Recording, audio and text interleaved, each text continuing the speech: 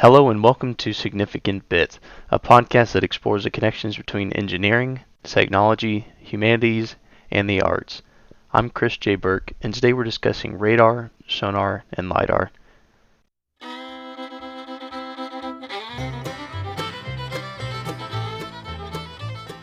Before we begin, it would be beneficial to define our terms. Radar, sonar, and lidar are all acronyms describing similar technologies that are all useful for detecting and ranging. Radar stands for radio detection and ranging, sonar stands for sound navigation and ranging, and lidar stands for light detection and ranging. All three of these technologies use similar principles that animals use for echolocation. The idea of humans inventing things based off of what we find in biology is known as biomimicry. And in this case, we mimic how animals perceive things from a distance based on echolocation.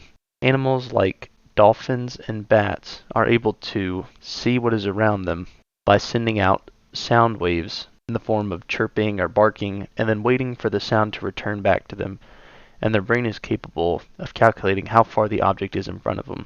Radar, sonar, and lidar do the exact same thing by sending out radio waves, sound waves, and light, and then waiting for the response, and we can calculate how far the objects are in front of us. So now that we have properly defined radar, sonar, and lidar, let's look at the history behind these inventions. All three of these technologies were discovered in the 20th century.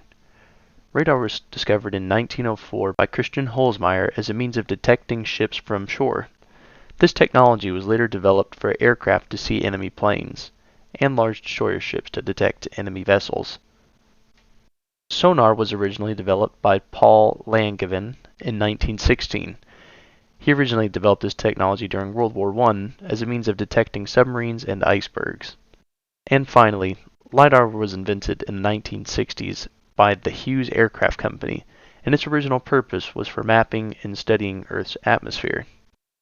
Radar, sonar, and lidar have been incredibly beneficial pieces of technology that have helped militaries around the world for self-defense. But believe it or not, it has also been beneficial for geological and archaeological studies. For nearly 100 years, sonar has allowed scientists to map the ocean floor and trenches, areas of the ocean that we would not normally be able to explore because they're too dark or too deep.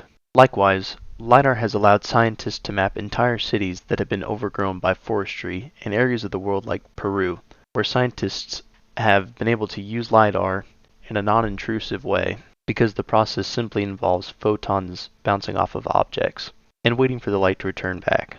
Now it is time to talk about the exploitation of these technologies. Now, depending on your definition, exploitation can mean using the resources available, or it can mean misusing them for things that they were never intended to be used for. So we'll examine both.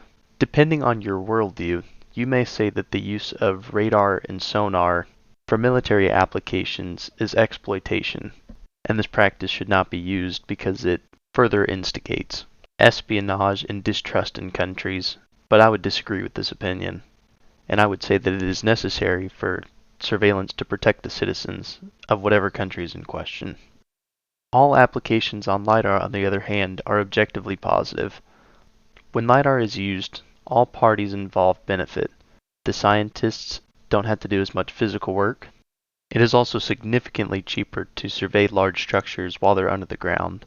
And of course, the people that live in these civilizations get to remember the great monuments and structures of their ancestors without seeing them destroyed or taken somewhere else. Overall, it would be my personal opinion that these technologies have been used for a net good, and that they have only been exploited in the sense that they have been used as a great resource to humanity. And this will mark the end of today's podcast. In review, we talked about radar, sonar, and lidar. We talked about what they are. We talked about how they fit the description of biomimicry because they replicate the natural phenomenon of echolocation. We also talked about the history and the use of radar, sonar, and lidar. And finally, we discussed the exploitation, or at a minimum, how it could be perceived as exploitation. Thank you for stopping by the Significant Bit podcast. We hope that you'll follow the page for more topics like this. Once again, my name is Chris J. Burke, and thank you for stopping by.